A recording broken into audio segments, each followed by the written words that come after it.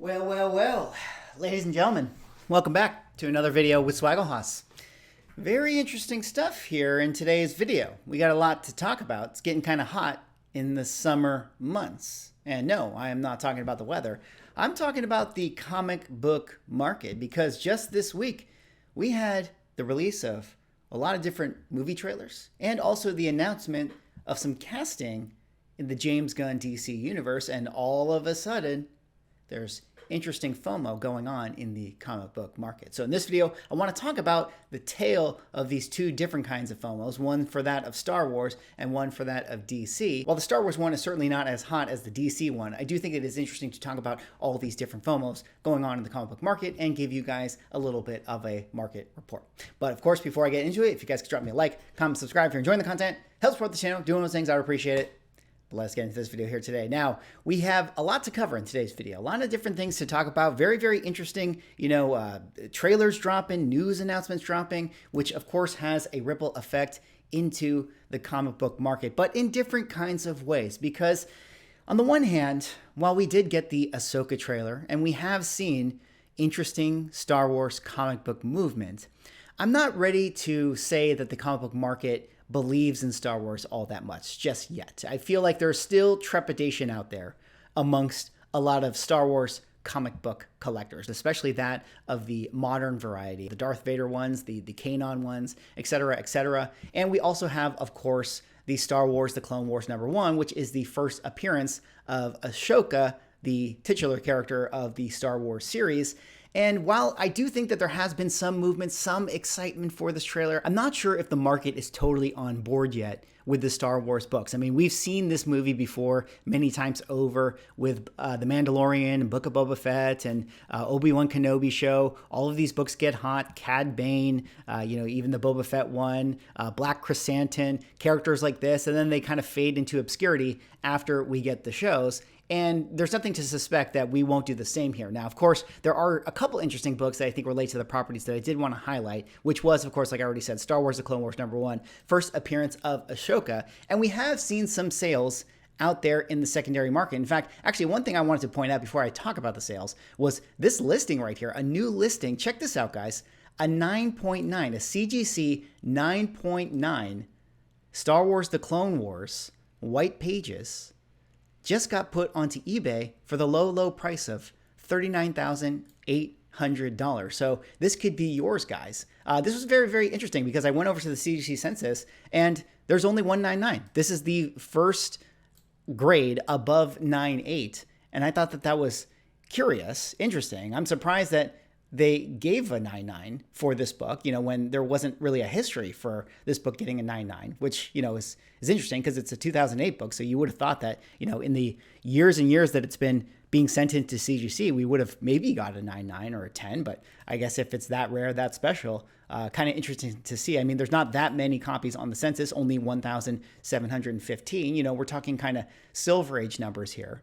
But funny to see that. Funny to see the 9.9 hit the market. We'll see if anyone makes a FOMO purchase on it. I very much doubt it, because even at the other grade levels, while there have been some sales for this book overall coming off of the trailer, I don't necessarily think that we're in a position where people are ready to go all in on this book. There feels to me a wait and see approach with a lot of comic book collectors out there, specifically that of Star Wars comic book collectors, especially when you look at the charts for this book, what it's been doing in the last couple years after getting so hot in 2021 when we initially got the reveal of Ahsoka in the Mandalorian show. You can see that coming off of this trailer, we haven't even got a 9.8 sale. Last sale was in early July at the $1,900 range, which, is one of the lower sales that we've got in this calendar year. Of course, this is a book that, back in 2021 was selling at the $4,000 price point. And it was as recent as, early 2020 when this book was a $500 book. So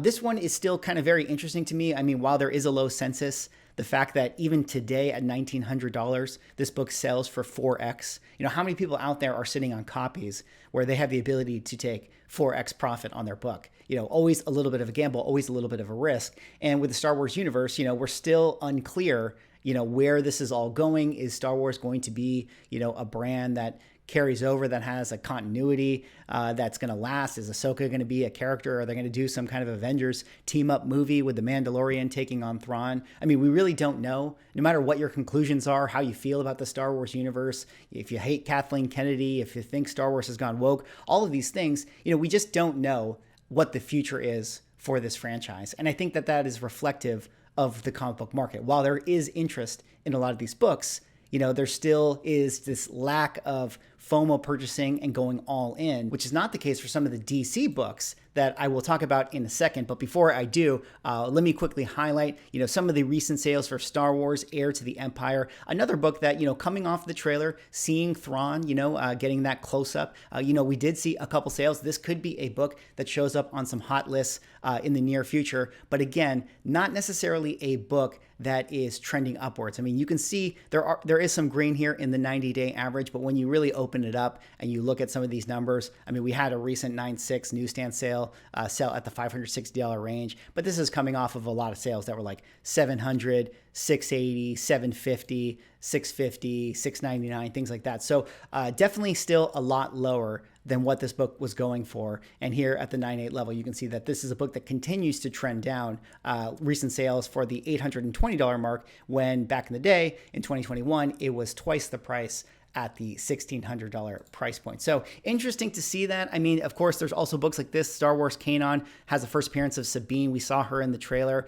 We had 2 sales coming off of this trailer. So while there is some excitement, a little bit of market attention bubbling for Star Wars books, we can tell that the market is still not convinced to put their eggs in that basket. Unlike with the DC universe that James Gunn is still putting together, we recently got the announcement of 3 separate castings for actors who, excuse me if I get their names wrong, but Isabella Merced will be playing Hawkgirl. We have Edie Gathegi, excuse me if I got that wrong, but he is going to be playing Mr. Terrific. And then we have Nathan Fillion, who is going to be playing Guy Gardner, Green Lantern. And I think that this is really, really interesting because with these actor announcements for these particular characters, we actually did see a ton of movement in the market. Now, Mr. Terrific, of course, the original one, made his first appearance in Sensation Comics #1. Not a lot of people that have the ability to FOMO into Sensation Comics #1. And similarly with Hawkgirl, making her first appearance in, I believe, Flash #1. Not a lot of people that can FOMO into that. But there is the first appearance of the second Mr. Terrific, which this is where this photo comes from. And it actually comes from this book right here, Spectre #54 from 1997. And this is a book that has absolutely gone haywire in the comic book market coming off of this announcement. Check this out, guys. I mean, back in the day, in early 2021, even during the comic book boom, this was a book that was selling at the $300, $200 price point in a CGC 9.8. We recently, earlier this year, had a $500 sale in April of 2023. And coming after this announcement, we had the whopping sale of a $1,000 fixed price on eBay. Somebody going all in on this book. Now, this one is very, very interesting, very curious. I mean, there's only 186 graded on the CGC census, 75 of which are at the 9.8 grade. So not a particularly hard 9.8 to get. You can see that 44% of them do hit the 9.8 range. And I can't imagine that this was a book that was often sent in for grading at CGC. So in theory, there could be a ton of raw copies out there. I'm sure there's a ton of raw copies out there, but it also comes in that window, 1997, when, there's not a lot of people collecting comic books at that time. So it might be kind of hard to find, really, really hard to say. But regardless, we did see a ton of sales of this book on the secondary market, people losing their minds for Mr. Terrific. And what makes it even crazier is that just days earlier before this announcement, you had this slash price of $665. So let's call it a $600 sale, just because we don't actually know what it went for. And then just the few days later after this announcement, it jumps up to $1,000. So a pretty good ROI in just a couple days for this book. And I think that again, is a testament to the belief and the FOMO and the fervor that's coming back for the DC universe, unlike that of Star Wars. Similarly with Guy Gardner, Green Lantern. I mean, this is a book that sold a ton of copies, which is very, very impressive for a book that you would kind of say is, a late Silver Age, maybe an early Bronze Age. I mean, I guess it's Silver Age, 1968, but a ton of sales for this book. We're definitely going to see this one on a lot of the hot lists right here. And we even had a sale for a 9.2 at the $1,350 price point. And if you guys happen to know, the $1,350 price point is a record high sale for this particular book, which is pretty impressive because we've had other announcements with Guy Gardner. You know, he was going to have a TV show, things like that. So here in the year 2023, we actually have a Silver Age book setting a record price in grade at the 9.2 level. Very, very impressive overall. A lot of hype, a lot of FOMO for the DC properties that relate to the James Gunn universe. I'm sure that there are other records and grades for this book that I just didn't have the time to look up. Last little thing to talk about, Blue Beetle trailer. It was a thing. It happened. It had rap music. He shot laser beams.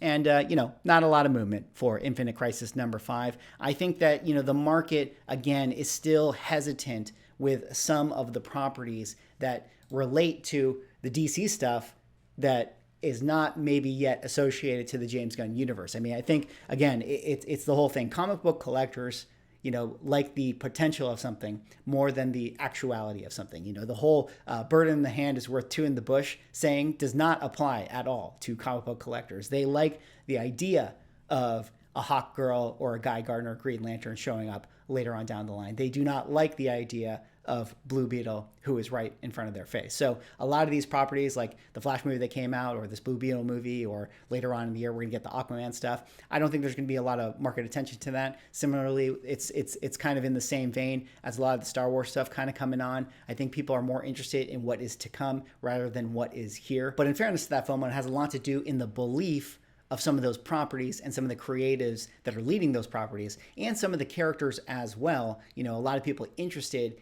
in the Green Lantern core and characters like Guy Gardner, and not necessarily interested as much in the Blue Beetle character, who, I don't think it's controversial to say that he simply is just not as popular as the Green Lantern character. And so kind of interesting to see that. A lot of interesting movement in the market. Here we are, summer of 2023. The interesting kind of year, interesting comic book year. Hard to really say. I mean, a lot of ways, we think that, comic books are dead, comic books are still going down, but, it seems like there's still, this demand, maybe a little bit trepidatious, people still unsure if they want to go all in, but you can tell that there are people with money in their pockets that want to buy something. They want to be excited. They want to jump on something, and they're just looking for that opportunity to do so. And when they get a casting announcement for the DC stuff, or Hugh Jackman in a yellow suit, they will happily throw their money at some random comic book that relates to it. Anyways, that's all I got for this video. That was a little bit of a market update. What do you guys think about the Star Wars stuff? What do you guys think about the DC casting announcements? What do you guys think about some of this movement in the market? Pretty crazy to see that we're actually seeing some record prices for those DC books, even here in the bear market of 2023. Anyways, that's all I got for this video. Like, comment, subscribe. See you on the next one.